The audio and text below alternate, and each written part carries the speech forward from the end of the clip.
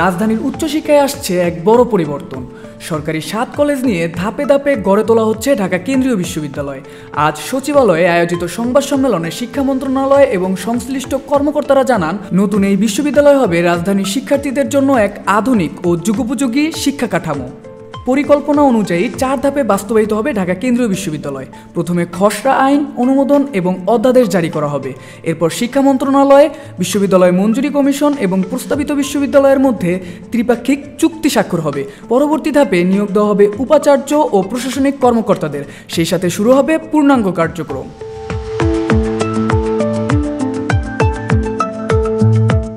বিশ্ববিদ্যালয়ের কাঠামো হবে 4টি স্কুলে বিভক্ত: school of science, school of arts and humanities, school of business studies এবং school of law and justice. প্রথম 4 সেমিস্টারে শিক্ষার্থীরা পড়বে নন মেজর কোর্স, পরবর্তী 4 সেমিস্টারে ডিসিপ্লিন ভিত্তিক মেজর কোর্স। পঞ্চম সেমিস্টারে শর্ত পূরণ সাপেক্ষে শিক্ষার্থীরা ডিসিপ্লিন পরিবর্তনের সুযোগ পাবে, তবে ক্যাম্পাস পরিবর্তনের সুযোগ থাকবে না।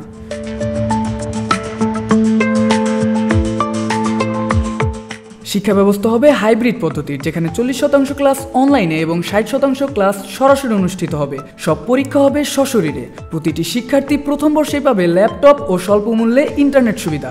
ভর্তি থেকে রেজিস্ট্রেশন পর্যন্ত সব কার্যক্রম পরিচালিত হবে ডিজিটাল প্ল্যাটফর্মে। সরকারি 7 কলেজে থাকবে আধুনিক লাইব্রেরি, ক্যাফেটেরিয়া, মেডিকেল সেন্টার ও পরিবহন সুবিধা। শিক্ষক, কর্মকর্তা ও কর্মচারী নিয়োগ দেওয়া হবে কেন্দ্রীভূত ব্যবস্থায় এবং কলেজ ভিত্তিক বন্টন করা হবে।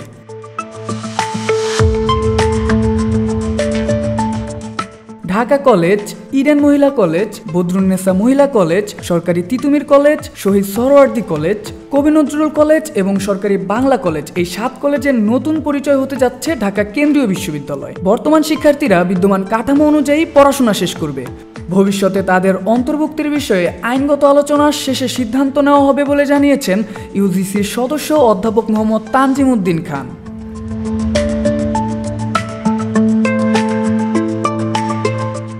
শিক্ষার মান উন্নয়ন এবং দীর্ঘদিনের সংকট নিরসনে গড়ে তোলা হচ্ছে এই নতুন বিশ্ববিদ্যালয়। ঢাকা কেন্দ্রীয় বিশ্ববিদ্যালয় হতে যাচ্ছে রাজধানীর উচ্চশিক্ষার এক নতুন দিগন্ত। মোহাম্মদ শাহরিয়ার আজিম, ঢাকা ওয়াচ।